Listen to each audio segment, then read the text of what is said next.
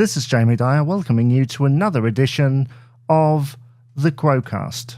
And I'm joined today by Aggi. Thanks for joining the podcast. Tell me, how did you get into Status Quo? Absolute pleasure to speak to you, Jamie. Long time ago. I just wanted to say what a fantastic job you're doing with the podcast. It's amazing. Anyway, I'm really enjoying it. So that's great stuff. It made me revisit some stuff that I've probably kind of forgotten about as well through listening to you. But I'm going off on a bit of a tangent already. Apologies. Absolutely fine. Long time ago. I think I'm a bit older than your good self, Jamie. My earliest memory, in 1972, I think it probably was. I was getting into music. I was 11 then.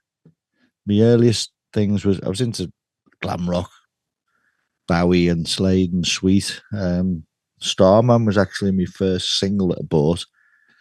And I think I still got a cousin who was a year or two older than me. He used to introduce me to all sorts of stuff.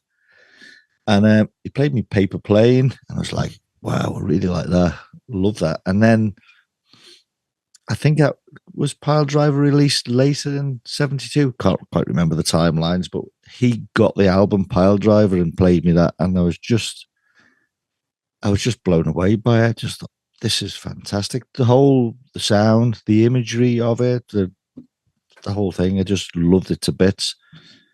So that was my first thing of Quo, but it was his album, funnily enough. And I borrowed it off him and taped it as we used to then on an old cassette player with the big clicky buttons. And the first album that I bought with my own pocket money was the Hello album. I guess that was 1973. I remember we were on a family holiday, Butlins in Pwllheli, North Wales, and had some pocket money and I had a shop there. And the Hello album was there, so great, I have to buy that. And again, the imagery of it, the black sleeve, and it was the one that came with the full poster and that, and I just thought it was great. But I couldn't listen to it until we got home from holiday, so I spent the week looking at all the pictures, reading all the lyrics, and I just couldn't wait to get it home, and I wasn't disappointed. It was fantastic. And that was it. I was hooked from them. So I'm one of those, the old school, definitely into the Frantic Four era is probably where I'm coming from. But, you know. When did you first see the band live? My first time was, I think it was 76, the Blue For You tour at the Liverpool Empire. And it was just amazing thing. They really were the Frantic Four in those days. And long before the days of wireless guitar systems, and it was all, I can remember that just the guitar cables all getting tangled up, and the roadies had to run on the stage and untangle them, and they were loud, and he was ringing for days afterwards, and it was just fantastic. And I think at the time they played 3 nights at the Liverpool Empire, I think at the time, and then got banned because a load of seats got ripped out, and I don't think they ever went back to the Liverpool Empire again. But it was just amazing. I don't know whether this will come across on the camera, and it's probably boring for those who aren't listening, but there's me poster from the Blue For You, and as you can see, it's all fallen to bits. There's pages missing, and so yeah, that was my first time. Fantastic. Well, it means it was loved if it's falling to pieces. Well, I cut it all to bits, and they were all as separate posters then on my bedroom wall at the time, along with all the other posters. So yeah, it's definitely loved. I'm sure you weren't the only one to do that. I'm sure that was quite a regular. I'm sure I wasn't. I'm surprised it survived that long. I just found it before with a load of other stuff. So yeah, surprised it still survived. Some stuff hasn't. Yeah. You got in contact with me off the back of Carl's episode. Yes. Because he was at End of the Road. So were you. What were your experiences of that? We had great fun. I didn't know Carl at the time. I went with a couple of other mates, and we had made a weekend of it, and we went down to London the night before, or a couple of nights before, can't quite remember. It's going back to 1984, and we spent a night or 2 nights around the bars of Soho when it was proper Soho, not not like all the swanky cafes and wine bars it is now. So it was all quite sleazy, but a great adventure for us as young lads. So we thought we were quite wild at the time, but we probably weren't really. We were just, scared of everything. But we had great fun. We went down on spec, long before the days of, booking.com and Airbnbs. We just turned up somewhere in London and tried to find a room for the night. And we ended up in some right dodgy place. This guy he said, I've got a room for 6. Will that do you? Yeah, that's okay. There's 3 of us. It literally was a room with 6 single beds, all stacked tight up next to each other. And one of my friends in the morning when we got up for breakfast, it was a continental breakfast, which he'd never heard of. I remember him saying in the morning, I can't smell any bacon. But said, well, no, it's just a bed and a bun, and that's your lot. So that was a couple of nights before. Then we got the train up to Milton Keynes, and it was just a fantastic day, the whole thing. I remember, early memory of it was being astounded at the price they were charging for the beers at the time. We went to the bar, and they were like a carton, 2-pint cartons. I think it was £4 for 2 pints, and we were outraged at the time. But still paid it anyway. But it was great fun. It was great. The whole day was a great day. We, as you know, Gary Glitter was on the Glitter Band, was on the bill, which was acceptable at the time. And from my Glam Rock days, that was all good fun. Throughout the course of the day, we spent the day, wandering around the bars and different things and talking to people, meeting people. We met a group of people who were members of the Gary Glitter fan club, bizarrely, and they had a backstage pass ticket to go and meet Gary Glitter and the band. So, being typical Scousers, we got talking to them, and we managed to blag them to lend us their backstage pass. And the plan was we were going to take it in turns and get backstage and meet the Quo. So my friend John, he volunteered, he went first, and he got into backstage, and we were climbed up on the fence, and we were looking over the fence. He just got chased out of everywhere.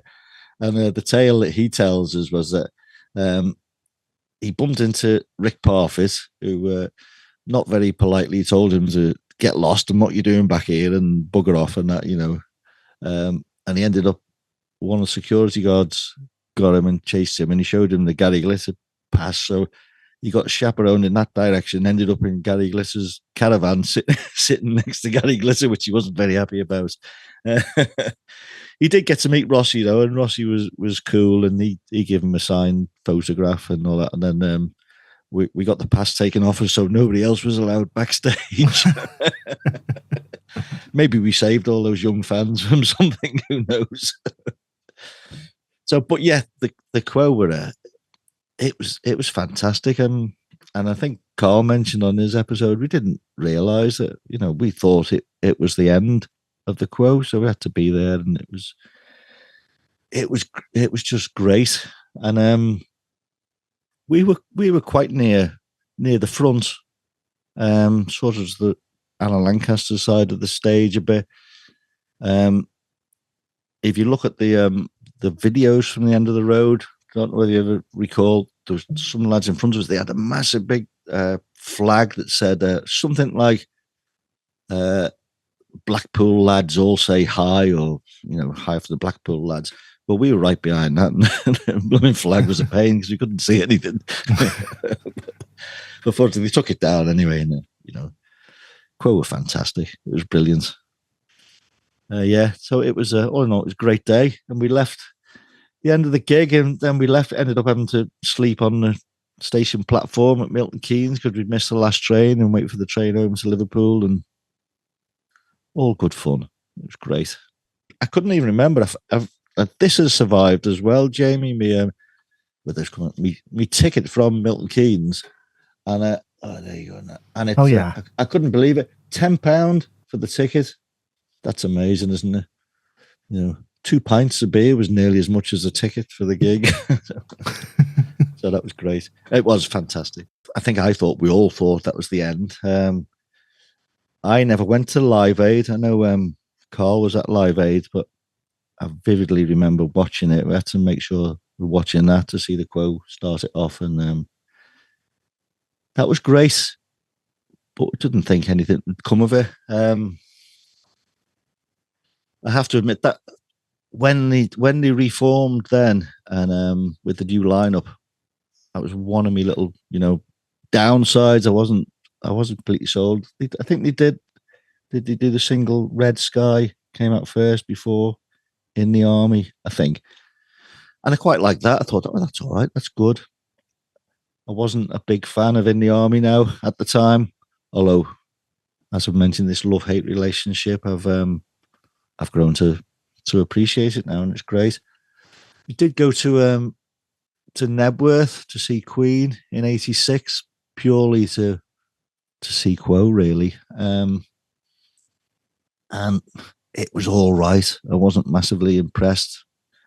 It wasn't like the Quo of old for me. Queen, on the other hand, but I wasn't a Queen fan at the time, but they were fantastic. But yeah, I spent a little while after that, kind of like, is it? Just didn't seem right to me. And it was probably, I'm trying to think when the next time I saw Quo, maybe it was a good few years. It might have been into the 90s, maybe. Then we went to see him again and kind of started to grow back into love with them again. And particularly live, they were always fantastic live. And we've seen some stunning shows with them live since. So, yeah, they're just up and down. It's great, fantastic. Trying to prompt me a bit from my notes, James. I'm trying to think of any other standout things from Quo. Well, one thing I was going to ask you about from these notes is about the second time that you met John Coghlan. Yeah. John Coghlan, yeah. I've actually met John 3 times, but I kind of don't count the first time because that was kind of a bit of a meet and greet where you just got to shake hands and have your photo taken and off you go. The first time I met him to speak to, I'm probably about 2010, I guess, when he was doing his John Coghlan's Quo, but he was doing a guest appearance. He was playing with one of the Quo tribute bands, Stated Quo, I think it is. Not sure. The guy who does the Rossi, fantastic, but he plays an SG, which always surprises me. But they do a great show anyway. So John was gigging with them just in a pub near to us.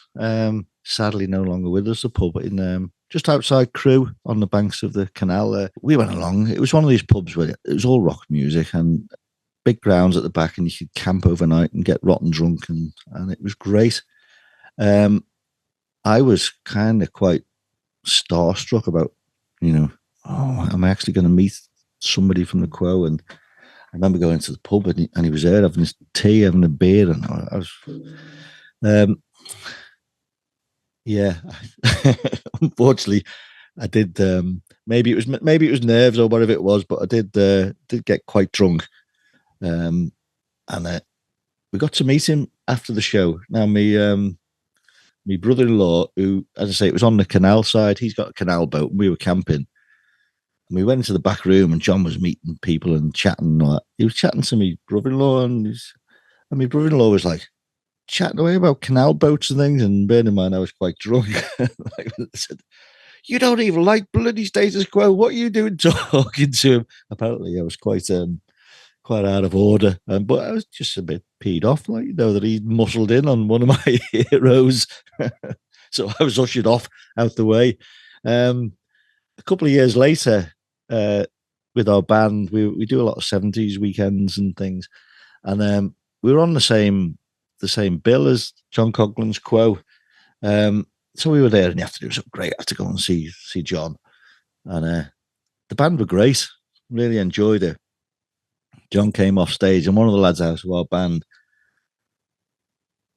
had met John. He said, "Oh, one of the lads in our band, he's a massive Quo fan. He'd love to say hello to you." And as he was walking across towards us, John pointed at me and went, "We've met before, haven't we?"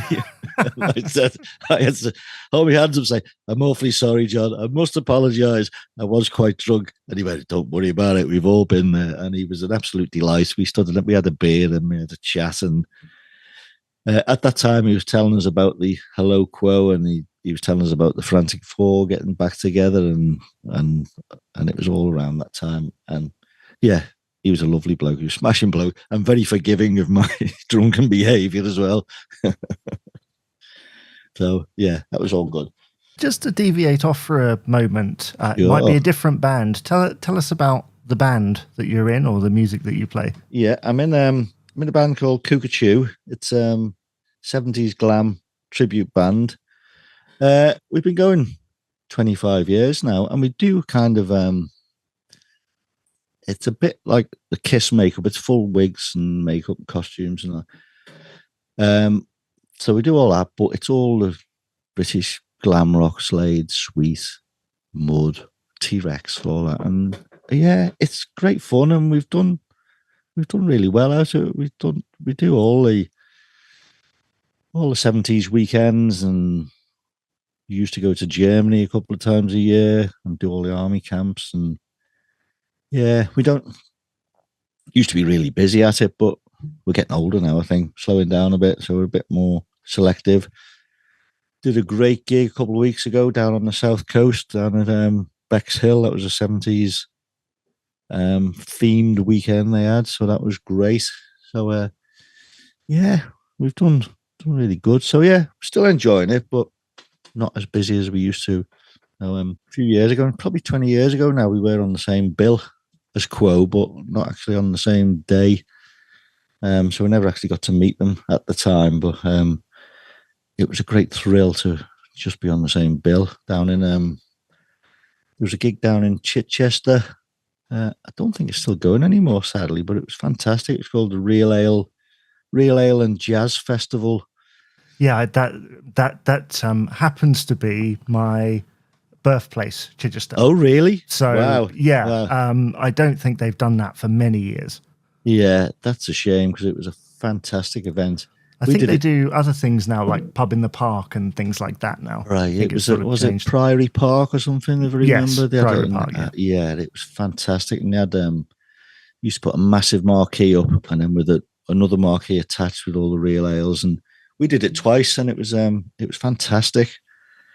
I think I may be wrong here, it was 20 odd years ago, but we were invited back the second time. We were the opening band, 2003, I think, and it went that well. They invited us back for the 25th anniversary one in 2004, which Quo were on the bill. And it was great. I think we were actually on with Boney M, I think, but it was a fantastic event. One of the big buzz about that was with it being the 25th anniversary, they'd done I think it was over 4 nights, and they got all the ticket stubs for each night with all the artists on it, made a poster out of it, and they'd asked all of the band members to sign these posters, and I think they were raffled off or auctioned off or something. I think they had a couple of them. That was a massive thrill, because I think Quo were on a Wednesday and we were on the Saturday night. So when we come to sign, I was signing a page where, you could see the signatures, Rossi and Parfit and all that, and then us all writing our signatures on it. So that was a great buzz. So again, being cheeky Scousers, we tried to blag them and say, "Can we have one of these? I'd love it. I'm a massive Quo fan. I'd love one of these." But the organizer said, "No, we can't. We've only got a couple that we're going to raffle, but we have got one spare one, which is just, it's not signed, but it's all the ticket stubs, so you can have one of them." So great. I got one of them, and I've kept it as a bit of a prized possession. Had it framed, and that was great. When Rossi was doing his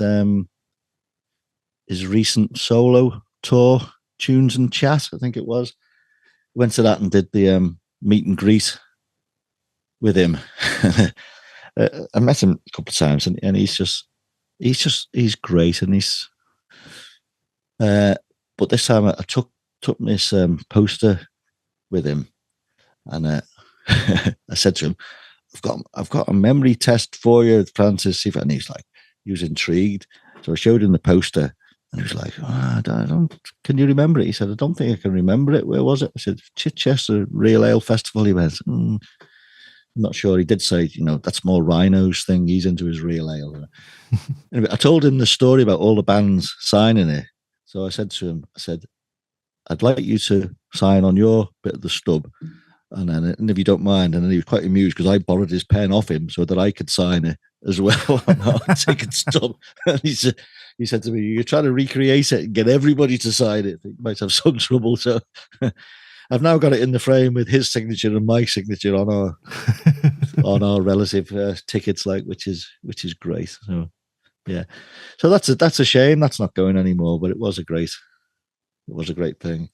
I don't know whether this will come across on the camera, and again, boring for those who aren't watching on the camera. But there we go. Me t-shirts as well from Real Ale, Chichester Real Ale Festival. Does that come across, Jamie? Yes. Not really. And then on the back was the names of the bands. Which we can see. Quo and then Koo Ka Choo right down at the bottom. The poster itself is probably too big to come on camera, but I've been digging all this out. Rossi's signed up here somewhere, I think, and Koo Ka Choo down the bottom here, so I signed it there with Rossi's pen. So, so yeah, that was all a bit of fun. Definitely. We've talked a lot about Quo Live. Yeah. Quo on record. What is your relationship with Quo on record? Pile Driver is probably still my favourite because it was my first, I guess.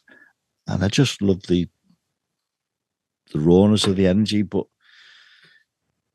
whenever I hear On the Level and Down, particularly, and all those songs, just the sound, I think it's the two guitars playing together, and then when John and Alan come in, the bass and the drums, it's just a fantastic thing. What was great as a kid, I suppose all kids with their music are the same. It was great to play it loud, and it used to annoy me parents terribly. Turn that bloody racket down. And the day that they said to us, "Oh, I quite like that Status Quo," it was like the end of the world, isn't it? But yeah. I mean, I as I said, I'm that era of Frantic Four, so probably my favourites will be. I was first Pile Driver, and then I kind of went back a couple, Dog or Two Head and Mark Kelly. I fell into the trap of Pie when he released the Golden Hour, and just because of that fantastic picture on the front, we went and bought that, and it's like, oh, that's it's all that Black Veils of Melancholy and all that kind of stuff. But yeah, it's. Again, and go back, I can listen to it now and appreciate it for what it is, but wasn't what I was expecting at the time. But yeah, everything from Mark Kelly up to the live. But I even like all the other stuff, with the Whatever You Want. And I had to re-listen to If You Can't Stand the Heat the other day after one of your episodes. I think that was with Baz Barry, wasn't it? He was talking about that, yeah. I thought, oh, wow, I've not heard that for ages. So I went and had a listen to that, and yeah, that was good. There's some good stuff on it. I think there's a couple of albums that I didn't buy, because as I say, I bought In the Army now, and I was massively impressed at the time. I skipped a couple then, which was a bit disappointing because I had everything else. But since then, yeah, I've bought Under the Influence and Thirsty Work and Heavy Traffic. I really liked. Thought there was some great stuff on Heavy Traffic. So yeah, must be a difficult thing, isn't it? Because they get slated for always doing the same thing. If you try and do something different, they get slated, and so it must be really difficult for them. So yeah, I admire Rossi. He just keeps he knows what he's good at. And he keeps writing his stuff, doesn't he? So yeah, I just love it all, really. But at different times, as I say, it's been a bit of a roller coaster, some of it. But I'm definitely that 70s era. But I'm kind of yeah, I just love Quo, and I'm kind of. I saw them with Richie Maloney at the it was actually when he was standing in for Rick. We saw him in Liverpool, and I think it was the night before Rick died. And Rick died the following day. And it was all right. It was okay, but wasn't quite the same. But yeah, I've still not actually seen them live. And at the time, I said, "Oh, I'm never going again." But yeah, they're playing again in Liverpool soon, or maybe by the time this goes out, I might have missed it, or I might get there. So if I can, I might try and get to see him, because I had a conversation with a friend of mine recently about it, and he said, "Oh, I'm not sure about the new lineup." But I said, "Well, if you want to see Quo, well, Rossi's still fantastic, and that's it. That's as good as it gets nowadays, isn't it?" The reunion tour was amazing. We never thought we'd see the likes again, and it was. I've gone off on a tangent, haven't I? Because you were asking me about records and that. But it's absolutely okay. I love it when guests go on tangents. I think there was just something about the chemistry of those four people that just made that sound. It was just instantly Frantic Four Quo again. But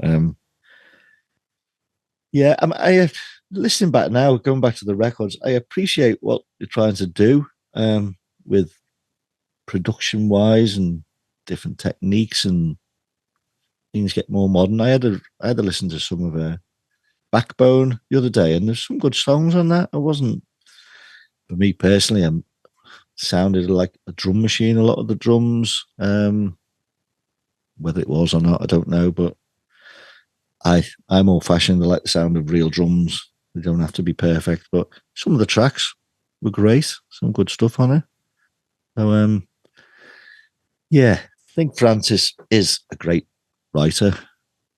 He's got an ear for a hook, and his guitar playing is just.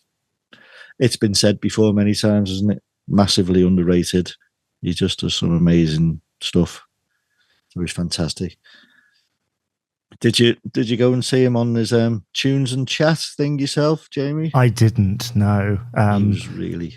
I wasn't available the day that they went to my local. He's just an entertainer, isn't he? And he was quite surprising that just coming out and talking to people without playing the guitar, he was great, really entertaining. Yeah, good show. Yeah, sorry, go on. No, I was just going to say, so, and as much as I love all the Frantic Four, and I just can't help not loving Rossi. I just think he's amazing. So I've got one final question for you. Considering you told me that you're in like a glam rock tribute band. Yes. Do you think there was ever any point, obviously visually no, but do you think there was ever any point where Quo were on the edge of being classed as glam? Ooh. Because when you look at other, maybe the more kind of, I don't know, lighter side of that scene, you had people like Mud and stuff, and you'd listen to it and you think, kind of sounds like Status Quo. But obviously not the same. Yeah. It's all Status Quo when I play it anyway. So in my head, I could be playing something like the Bay City Rollers, and it's still like din, din, din, din. So it's not. Yeah, you're right. It's not a million miles away, and it's it's all even those songs are all could be classed as the 3 chord tricks. So yeah, not a million miles away, and it's all the same sort of era. So the sounds are not too far removed. I wouldn't guess. I sort of go. I think that's why I was so attracted to Quo at the time. I got into the glam rock stuff because of that sort of, because of the guitars, because of the beat, and because of then Quo. When I first heard Quo, that sort of rounded it all off, and that was the full package. But yeah, I guess you're right. It's all quite similar in a way, as I say, especially the way I play it. Anyway, it is. I'm just playing it like I'm playing a Quo song anyway, so it's not too far removed. Yeah, well, that brings us to the end of our conversation on this podcast. Thank you so much, Aggi, for joining us today. It's been an absolute pleasure, Jamie. Pleasure to talk to you. Thank you for your time.